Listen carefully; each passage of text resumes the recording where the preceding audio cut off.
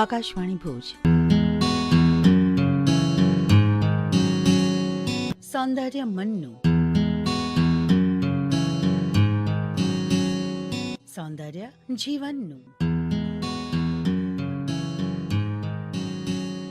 સૌંદર્ય આપણું. સૌંદર્ય કાર્યક્રમ સાંભળતા તમામ શ્રોતા મિત્રોને માનસી શાના નમસ્કાર. આજે આપણી સાથે છે Gujarat Adani institute of medical science and GK general hospital ભુજના સ્કિન ડિપાર્ટમેન્ટના આસિસ્ટન્ટ પ્રોફેસર ડોક્ટર જુઈ શાહ. ડોક્ટર જુઈ, આપનું આકાશવાણીના ભુજ સ્ટુડિયોમાં સ્વાગત છે. નમસ્કાર માનસીબેન. નમસ્કાર શ્રોતા મિત્રો.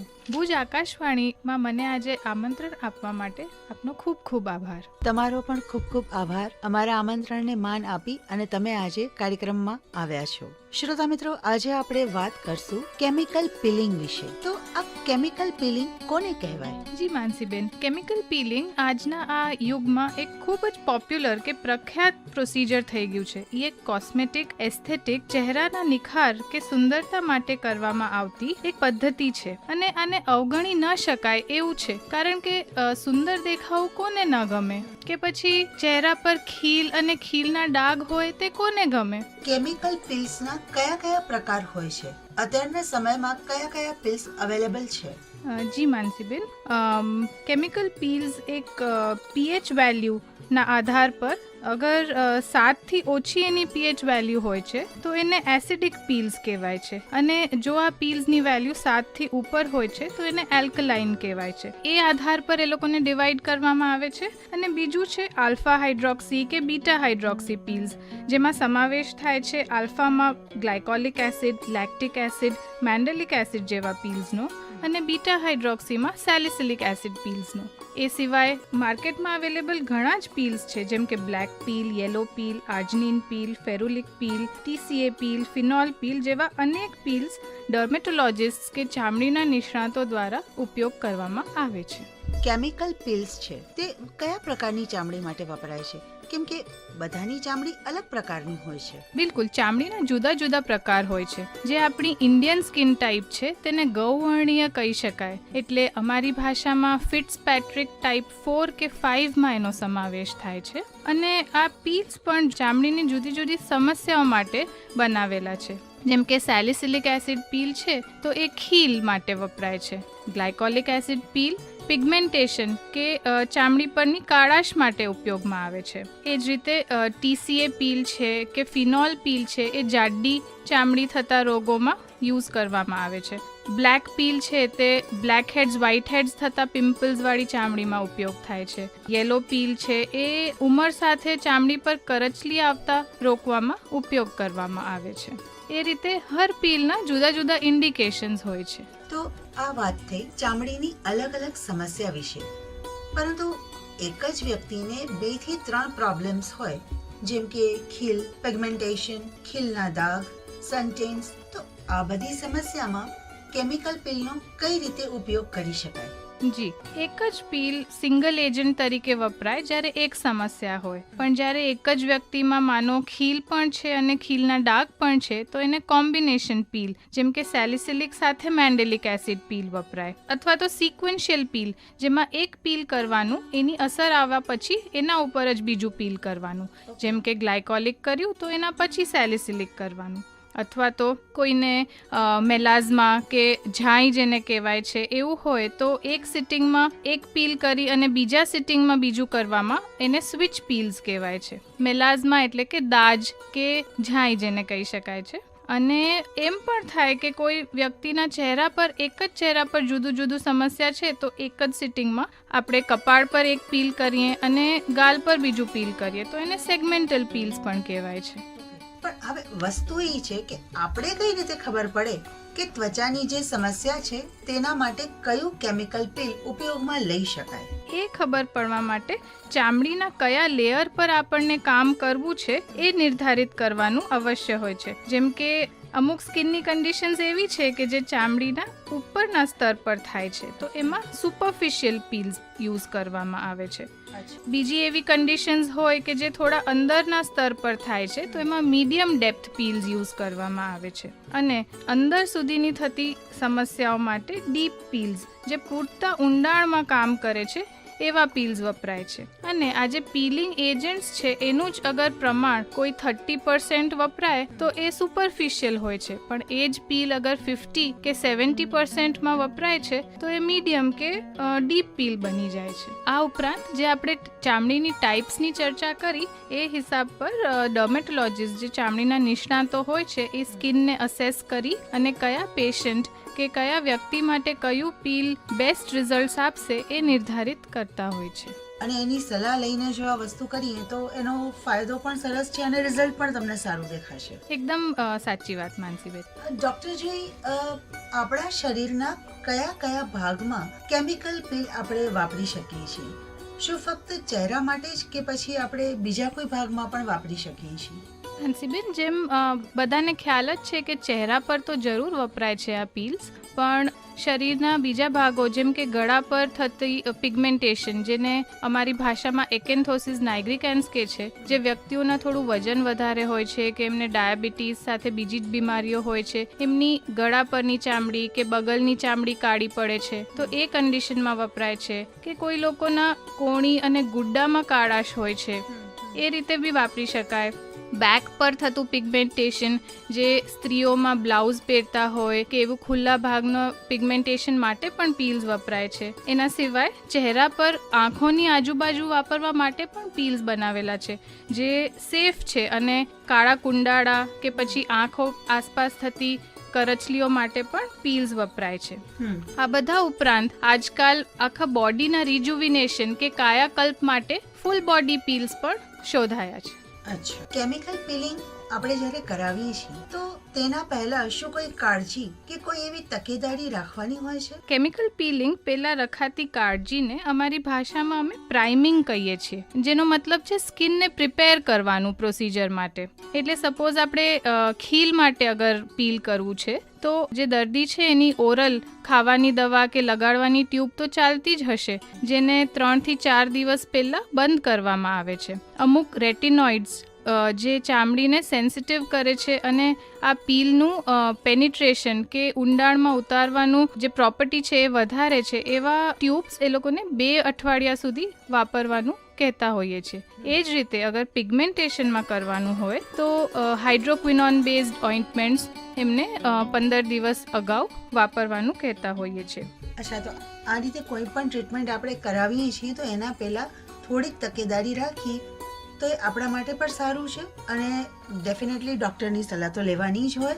હવે કેમિકલ પીલની જે ટ્રીટમેન્ટમાં સમય લાગે છે અને તેની જે પ્રોસિજર છે તેના વિશે માહિતી આપશો? જી, અમારી ભાષામાં આને એક ઓફિસ પ્રોસિજર કહેવાય છે કે જે ઓછા સમયમાં સારું પરિણામ લાવે છે. આશરે 30 થી 40 મિનિટ લગાડતી આ પ્રોસિજર છે, જેમાં પેશન્ટને પહેલાં સ્કિન ક્લેન્ઝ કરવાનું કહેવામાં આવે છે. એટલે ફેસ વોશ કે વોટર અને સાબુથી વોશ કરવાનું, જેનાથી ચામડી પરનું લગાવેલું મેકઅપ કે ચામડી સાથે અટેચ થયેલું ડસ્ટ કે ધૂળના પાર્ટિકલ્સ રિમૂવ થાય છે.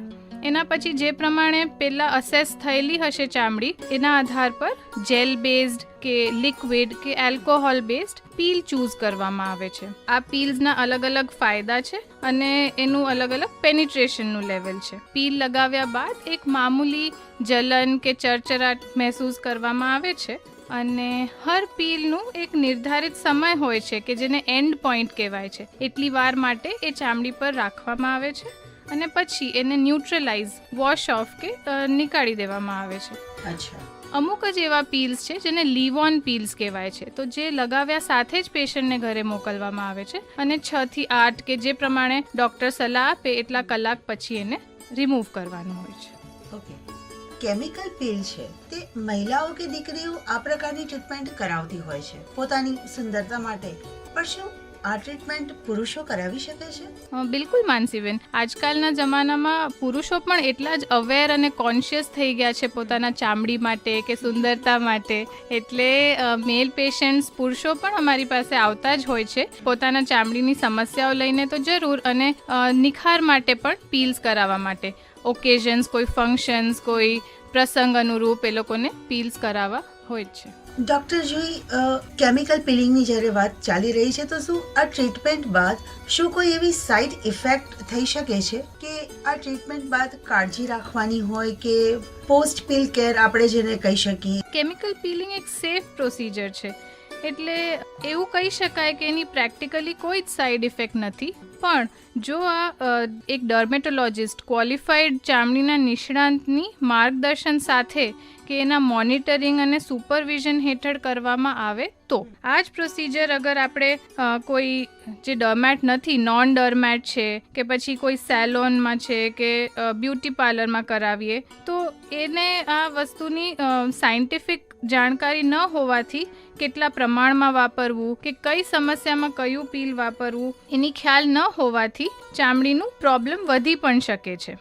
અમારી પાસે માનસીબેન ઘણી વખત એવા પેશન્ટો આવે છે કે જે બહાર કોઈક ક્વોલિફાઈડ ન હોય એવા ડૉક્ટર પાસે કે એવા વ્યક્તિ પાસે ટ્રીટમેન્ટ કરાવીને અને પછી સ્કિન બર્ન થઈ જાય છે, તો એ પેશન્ટને રિકવરી માટે પણ ઘણો ટાઈમ લાગે છે અને આ એક નિષ્ણાતો માટે પછી ચેલેન્જ રૂપ બની જાય છે. એ તો વાત તમારી એકદમ જ સાચી છે ડૉક્ટર જોઈ કે તમે કાંઈ પણ ટ્રીટમેન્ટ કરાવો કે કોઈ પણ પ્રકારની એક્સરસાઇઝ કરો, ડૉક્ટરની સલાહ લીધા વગર તમે પ્લીઝ કાંઈ જ ના કરો, કેમ કે તમારી સ્કિનમાં શું ચાલી રહ્યું છે, તમારી સ્કિન કયો પ્રકારની છે, આ બધી જે વસ્તુ છે એ ડૉક્ટર જ આઈડેન્ટિફાઈ કરશે અને સાચી સલાહ તમને એ જ આપશે. ઓવર ધ કાઉન્ટર મેડિસિનની કે પ્રોડક્ટની આપણે જે વાત કરીએ છીએ તો એનો યુઝ પણ ડૉક્ટરની સલાહ પછી જ તમે કરો. અને આ સાઇડ ઇફેક્ટ્સથી બચવા માટે પોસ્ટ પીલ કેર પણ ખૂબ અગત્યની છે. પોસ્ટ પીલ કેરમાં એક સમાવેશ થાય છે સૂર્યના હાનિકારક કિરણોથી ચામડીને બચાવવું, એટલે સનસ્ક્રીનનું ખૂબ જ સારી રીતે ઉપયોગ કરવું. તડકામાં જવાના અડધો કલાક પહેલા અને દર 3 કલાકે એટલે 9 વાગે, 12 વાગે અને 3 વાગે સનસ્ક્રીન લગાવવું. ચામડી પર વોશ કર્યા પછી ઘસવું નહીં અને ટેપ ડ્રાય કરવું. હલકા હાથે લૂછવું અને મોઇશ્ચરાઇઝરનો ઉપયોગ કરવો. જે દવાઓ તમને પ્રોસિજર પહેલા અને પછી થોડો સમય બંધ રાખવાનું ડૉક્ટરે સલાહ આપી હોય એ પ્રમાણે એને ફોલો કરવું. આ બધી સૂચનાઓનું તો અમલ કરવું જ. એની સાથે અગર તમારી ચામડી પ્રોસિજર પછી પીલ થતી હોય છે તો જે ઉખડતી ચામડી છે તેને જાતે ખેંચવાનો પ્રયાસ કરવો નહીં. અચ્છા, એટલે હાથથી આપણે ઘણી વખત પકડીને રિમૂવ કરી દેતા હોઈએ છીએ એ ટાઈપનું? હા, એવું નહીં કરવું. કેમિકલ પીલની જ્યારે વાત ચાલી રહી છે ત્યારે એક નાનકડું એવું કન્ફ્યુઝન કે કેમિકલ પીલિંગમાં શું ખરેખર કેમિકલ્સ હોય છે? આ એક કોમન ગેરમાન્યતા છે માનસીબેન, કે એમાં આવતો જે કેમિકલ શબ્દ છે એનાથી એવું લાગે કે આ કેમિકલ્સ છે, પણ હકીકતમાં આ નેચરલ સોર્સિસથી મેળવવામાં આવતા સોલ્યુશન્સ છે. અને આ USFDA કે જે હાઈએસ્ટ લેવલનું ઓથોરિટી છે એનાથી અપ્રૂવ થયેલા છે કે સ્કિન પર યુઝ કરી શકાય. થોડા ઉદાહરણ આપું તો જેમ કે ગ્લાયકોલિક એસિડ છે તે શેરડીના રસમાંથી મળે છે, મેલિક એસિડ છે તે સફરજનમાંથી મળે છે, મેન્ડેલિક એસિડ છે તે તુરી બદામમાંથી લઈએ છીએ, અને લેક્ટિક એસિડ છે તે ખાટું દૂધ કે દહીં કે ટમેટાના રસમાંથી પેદા થાય છે. અચ્છા, તો મતલબ કેમિકલ પીલ્સ એ કેમિકલ રહિત છે અને તેમાં નેચરલ સોર્સ રહેલા છે, ખરું જ ને? બિલકુલ બિલકુલ. તો આ તો એક ગેરમાન્યતા કે કેમિકલ પીલ્સમાં કેમિકલ હોય છે, પરંતુ શ્રોતા મિત્રો, કેમિકલ પીલિંગ કેમિકલ રહિત છે અને નેચરલ સોર્સમાંથી બનેલ છે. તો ડૉક્ટર જોઈ, આ તો થયો એક સિક્રેટ કેમિકલ પીલિંગનું. આવું બીજું કોઈ સિક્રેટ છે કેમિકલ પીલ્સનું? બીજા સિક્રેટ્સ કે ગેરમાન્યતા આપણે જે એને કહીએ તો લોકો એવું માનતા હોય છે કે પીલ કરીએ તો ઇન્સ્ટન્ટ રિઝલ્ટ કે ઇન્સ્ટન્ટ ગ્લો મેળવવું જોઈએ, પણ આ હકીકતમાં નથી થતું. હર પીલિંગની પ્રોસિજરને 4 થી 6 સિટિંગ જોઈએ છે, જે 15 થી 20 દિવસના અંતર પર કરવામાં આવે છે. અને આ એક એડજુવન્ટ કે એડ ઓન પ્રોસિજર છે, એટલે એની સાથે સાથે તમારા જે ખાવાની કે લગાવવાની દવાઓ છે એ તો શરૂ રાખવાની જ રહે છે. બીજું કે આ પ્રોસિજરનો ગ્લો મેન્ટેન કરવા માટે પણ એક મેન્ટેનન્સ સેશન્સ જે પછી 2 મહિને 3 મહિને કે 6 મહિનાના અંતર પર કરવાથી આ રિઝલ્ટ કન્ટિન્યુ રહે છે. તો ઇન્સ્ટન્ટ ગ્લો કે એક જ વખતમાં મેજિક થાય એવું નથી આનું. તો આ જે સિસ્ટમેટિક ટ્રીટમેન્ટના પ્રોટોકોલ્સ છે તે આપણે ડેફિનેટલી ફોલો કરવા જ પડે, તો જ આપણી ત્વચા જે છે તે નેચરલ ગ્લો કરે અને જે ટ્રીટમેન્ટ કરાવી છે એનું રિઝલ્ટ પણ આપણે લોંગ ટાઈમ રહે. જી માનસીબેન, પણ માનસીબેન અમુક પીલ્સ એવા હોય છે જેમ કે લેક્ટિક પીલ જે ઇન્સ્ટન્ટ ગ્લો કે પાર્ટી પીલ કહેવાય છે, જે ફંક્શનના તરત પહેલાં કરવાથી પણ ગ્લો જોવા મળે છે. એના સિવાય લોકો એવું પણ માનતા હોય છે કે કેમિકલ પીલનું અસર તો જ થયું અગર જો સ્કિન પીલ ઓફ થઈ, પણ એવું જરૂરી નથી. અમુક પીલ્સ એવા છે કે જે સૂક્ષ્મ રીતે ચામડીનો સોફ્ટનેસ કે જે મુલાયમ અંદરની નવી ચામડીને પેદા કરે છે.